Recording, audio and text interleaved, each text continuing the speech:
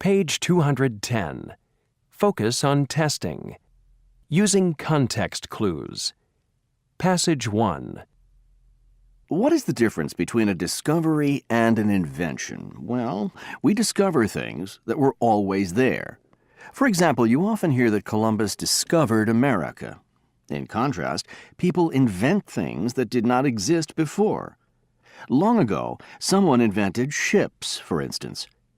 Discovery and invention are often related because many discoveries are made with the help of inventions. As an example, Columbus used ships to sail to America. Question 1.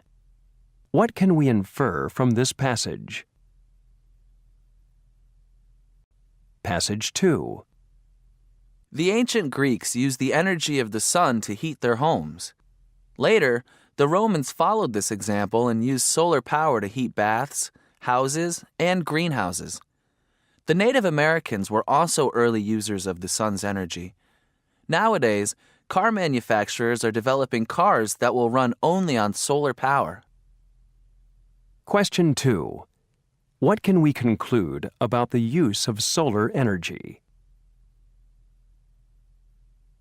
Passage 3. During the Middle Ages, the people of Europe used the Roman numerals 1 through 10 for basic math, such as adding and subtracting.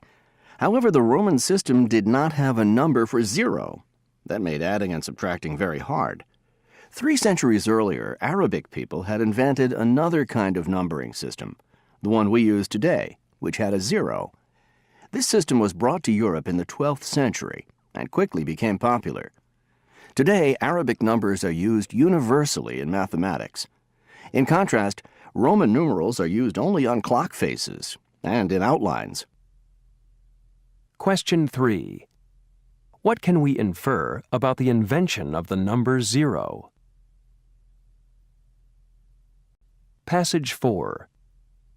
Shang Yang was the emperor of China almost 5,000 years ago. For health reasons, he ordered his people to boil their water before drinking it.